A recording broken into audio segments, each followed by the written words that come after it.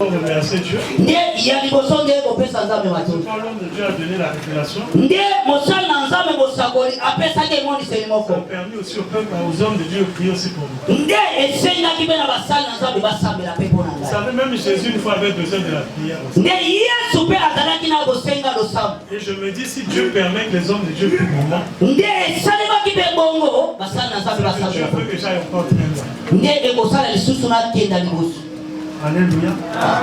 Bon, lorsque je suis allé à la maison, je me suis posé beaucoup de questions.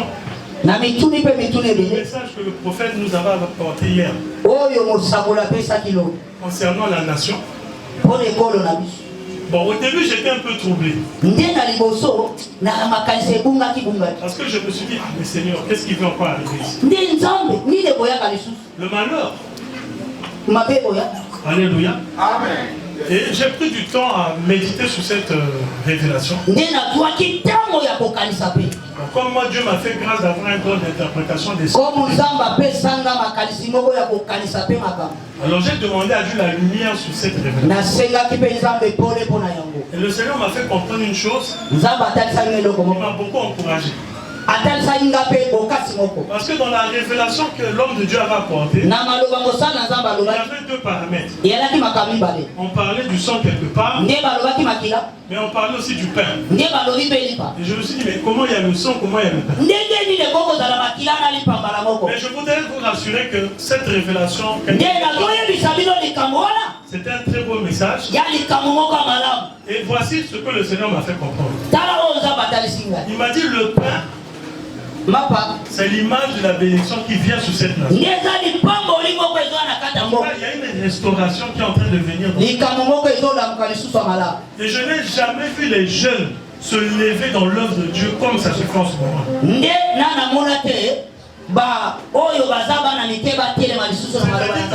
Les églises sont en prière.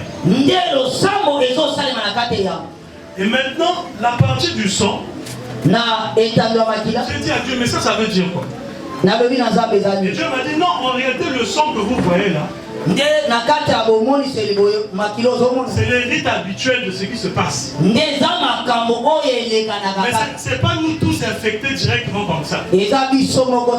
Parce que la Bible dit que celui qui se sanctifie encore. Mais il y a d'autres qui ont choisi de vivre dans le mal. Il y a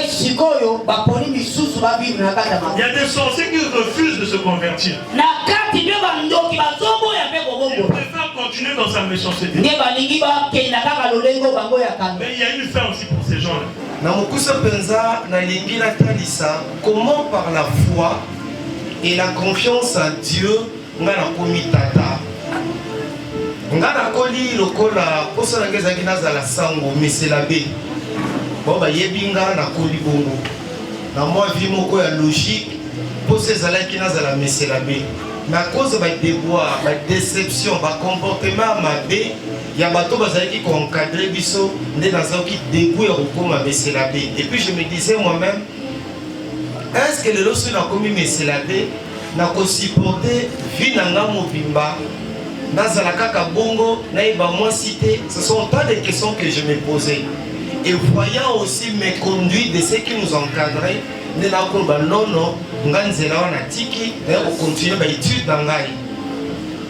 Quand on a eu diplôme d'Angaï, il y a une licence en 1999, donc on est licencié en anglais dans l'Institut pédagogique national, nous avons une décision pour Bala. Et quand je m'étais marié, pour moi c'était un problème. Il y a un sérieux problème, obstacle à la vie de Nézaki. Kobota. On dit ce que au Bali, dans les sociétés africaines, tout n'a pas. Moi, je suis dans sa beauté, au comme il n'a pas la bonne. Moi, je suis dans sa beauté, au comme il n'a pas la bonne. Et à chaque fois que je me pose cette question-là, je me dis que je suis na bandai kolela. Et na boye, tout le monde a qui minganga. C'était pas un médecin si banda. Nous avons vu de professionnels. Un médecin à solo. Bakoye bisanga balobi maino ki mobali eza lokola mai ya kalamu donc yoko ko bolita te alors il troubla ki ngai C'est là où nous avons la thématique et le fondement de la foi. Donc toi tu ne peux pas concevoir, tu ne peux pas avoir des enfants. Mais bien avant cela, tant que tu as été libre, tu as été mobile, à mon endroit, à moi aussi. Bien, c'était dans la messénabé, dans la normale, j'ai demandé à la moi si il y a un problème. Moi, ça qui a fait l'examen, il y a un problème au bout. Moi, le lait, il pose le même problème. Alors, trouble kotaki. Na boyende toki koluka nzambe, na ba prière, na loyembo. En tout cas, c'était un fardeau pour nous. Max, Max, moi ça beauté. Max, moi ça beauté. Souci. Et puis, et ce qui est grave, au les alata, mutumoko na coupe par exemple problème à Kobota, mais moi c'est la mobali, bon la problème à Kobota. Je disais toujours à la maman, sois calme, pas de panique. Tu n'es pas ce que les hommes disent de toi, mais tu es ce que Dieu dit de toi. Voilà un autre aspect. Il y a le fondement de la foi. Tu n'es pas ce que les hommes disent de toi. Toi, tu es ce que Dieu dit de toi. Et le dernier mot revient à l'Éternel. Alors, comme si nous avons ici, nous avons chuté. Nous avons Brazzaville, car à Oyo. Nous avons vu la ville, nous avons ici, nous avons vu la ville. Nous avons vu donc la ville, nous avons kisi. Batonga. Non, nous sommes sous kisité. Nous avons ordonnance, nous avons boaki. Nous avons ordonnance. Nous avons fini, nous avons kisi. Un jour, nous avons la Bible. Nous avons la Bible, c'était par hasard pour moi. Nous avons tombé dans le passage de la Bible, Elkan a connu sa femme. Et sa femme devint enceinte. Elkan a connu sa femme. Et donc Elkan a mobile lokolanga. Asangani na mwasi na ye, mwasa comme na zemngabi. Waouh! Ba passage dans la Bible. Donc Elkan a mutu lokolanga. Donc asangani na mwasi na ye, mwasa comme na zemngambo. Ngape na appliqué. Na ye na ndaku. Na seka changement ba kombo. Na tête combo na ngai. Mais bien avant cela, je disais à ma femme à l'époque, soit quand nous zemi, au bota moi na mobali. Moi na no pese combo gift. Aïna zemité. Abi yo zo zemi au bota moi na mobali pese combo gift. Mais comme ça la paix applicabilité à passage de la Bible. Elkan a connu sa femme et sa femme devant enceinte. Moi c'est pas zemi. Alléluia. Voilà les gars comment il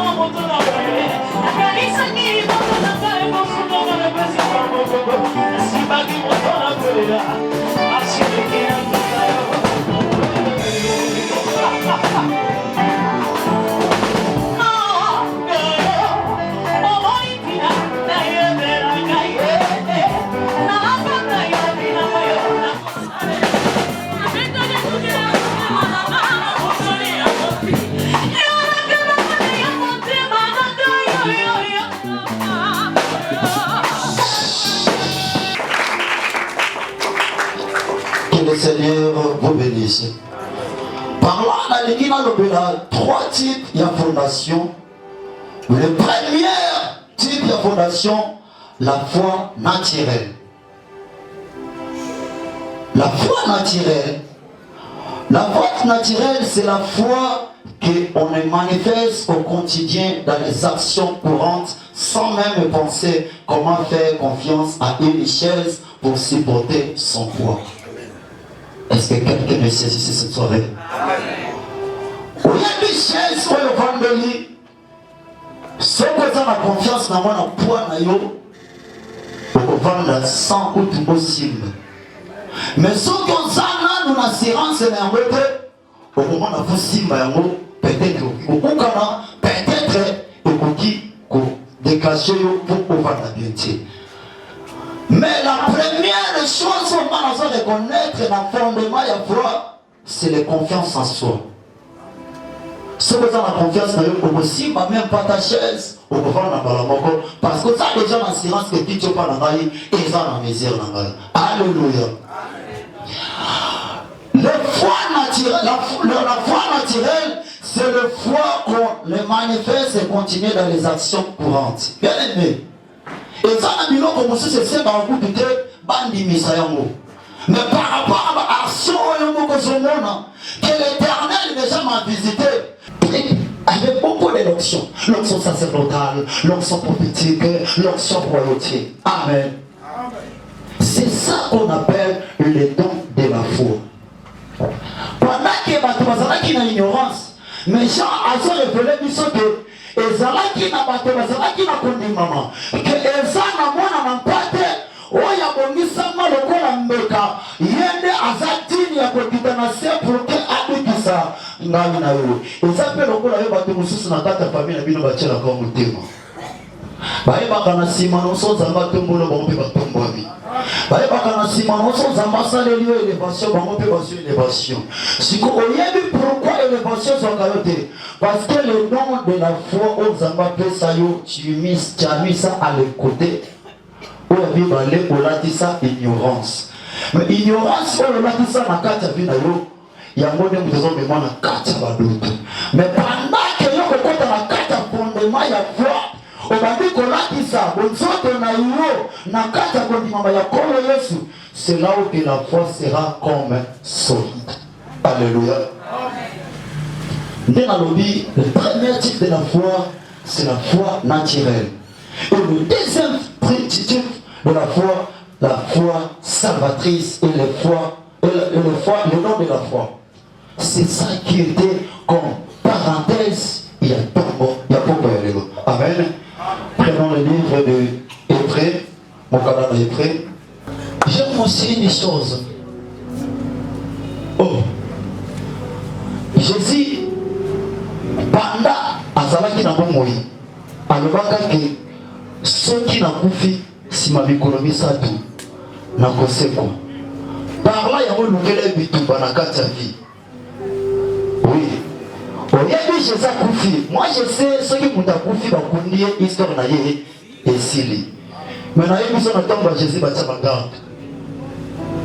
Oyebi batia bagarde na tomba Jésus pourquoi? Tokotala yenga lobaka kosekwa. Tokotala yenga lobaka kosekwa. Parce que maloba na ye olobaka na kenote na kokufa sina mikolo misatu na kosala nini? Oh, eza mpe maloba oyo olobaka kenote ngai soki natombami na kobikisa libota na yango bakondisaka yo. Yango batiela bagarde kolo ya bondoki. Yango batiela belema moko ta mosusu koka kofongola yo te. Oh, Goliath devant David, il s'est révélé, tiens, suis un chien, pourquoi tu viens te présenter avec une pierre? C'est là que Goliath a silaka makas parce qu'il s'est révélé la puissance na ye. Yo mutolota ka bandoto souvent que bambwa bazolanda yo, bambwa bazomenace yo. Tika na rappelo que eza force, il y a freinage, il y a blocage parce que moi empêche ka mutu pour qu'il avance. Solo ta bandoto wana yeba que ça na ba blocage na kati ya bina yo. Mais par l'esprit oh David azalaka nango alobaki que à cause il y a les bottes à tata na ngai Nandimina Bunda. Nabi c'est longue ezalaka ya David. Pourquoi pas longue ezala yo na poko? Pourquoi pas longue ezala yo pe na poko ya lelo? Muta simbi kondima ya tongo na misala na Nzambe, eza lokola mutatongi vina ye epa ya Nzambe, atongo tongo lokola likolo ya libanga. Ata mupepeye, ata bambonge ye. Mayoko ya eza mayoko eza parce que vina ye koma libanga ya poko ya lelo. Seki balingaki batindika kayo lokola mupepe me bakuta ye koma libanga parce que Nzambe akomisa ye le mana ye. Na ebiso le moya poko ya lelo eza yo mutebibeli Nzambe lokola Jésus Christ Seigneur. Na poko ya lelo libanga ya makasi eza yo. Est-ce que tu mets les choses en pratique? Na ebiso lokola agréable liboso na Nzambe. Amen. Na kiti moke na 5. La pluie est tombée, les torrents sont venus, les vents sont soufflés et se sont jetés contre cette maison et les points tombés parce qu'elle était fondée par. Oh, que le Seigneur vous bénisse cette soirée. Zamba pambola bino na poko lelo.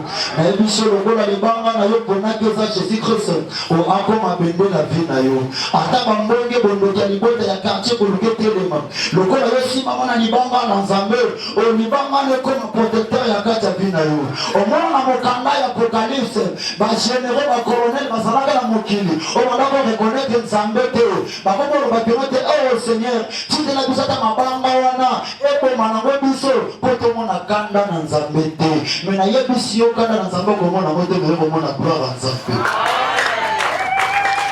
C'est la seule na Nzambe na poko lelo. Et pour la consulter.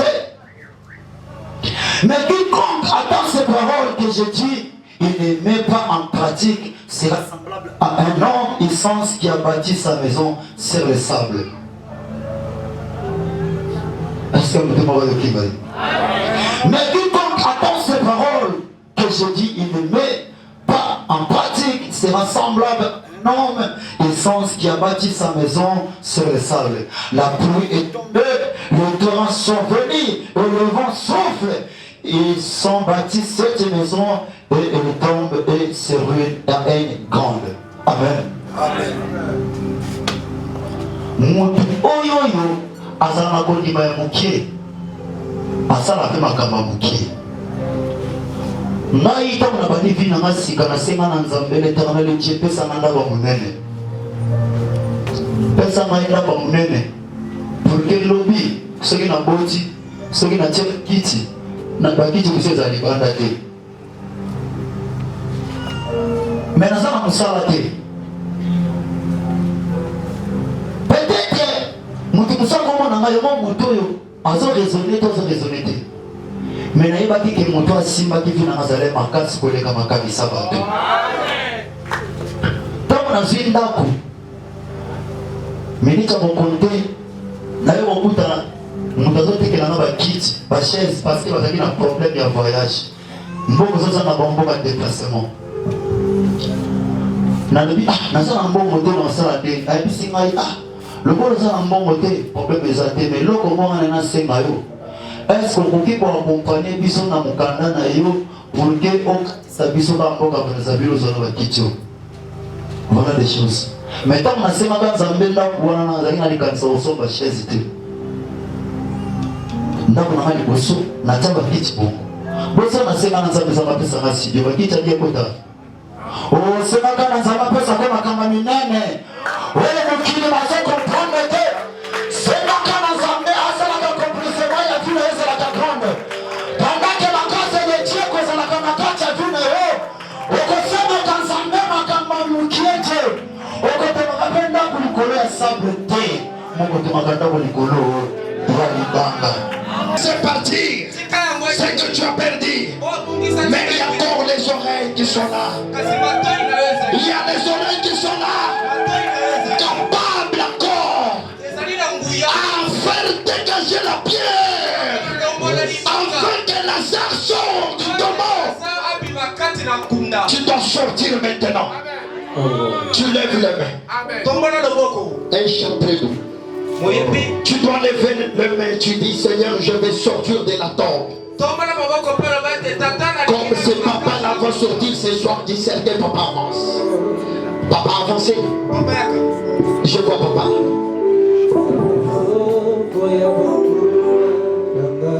Pendant que je suis en train de parler, je vois un tourbillon. Un tourbillon. Et le Seigneur me dit, c'est un pilier vers la famille. Il y a certaines querelles, mais la sagesse est en lui. On veut le prendre. Nous disons à Dieu non. Soyez concentrés.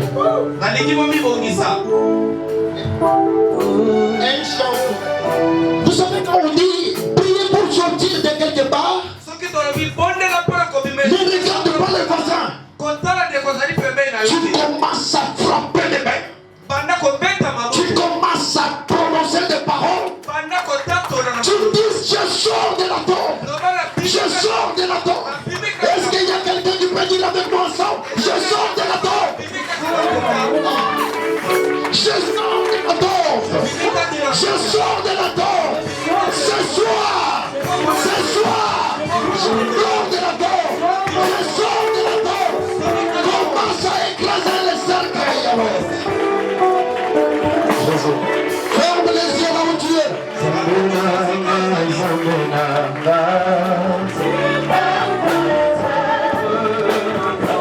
Tu ne peux pas dire. J'aime que tu pries.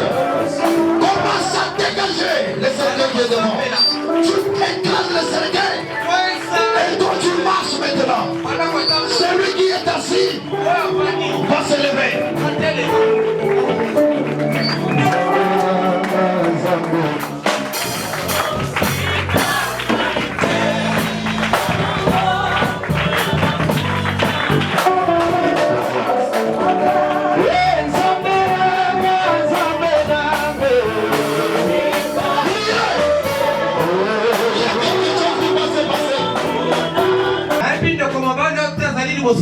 J'ai juste vu deux personnes à ses côtés.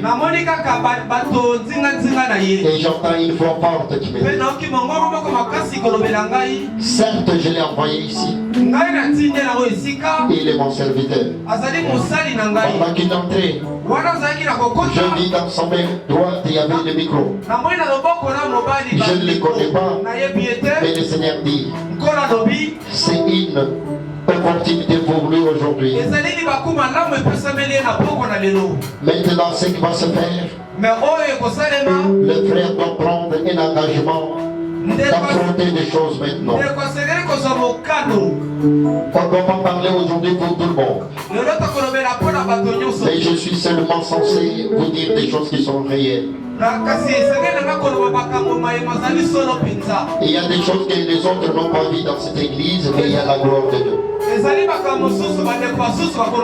Il y a une forte onction au milieu de nous. Au point que Dieu est en train de restaurer des choses. Levez les mains maintenant.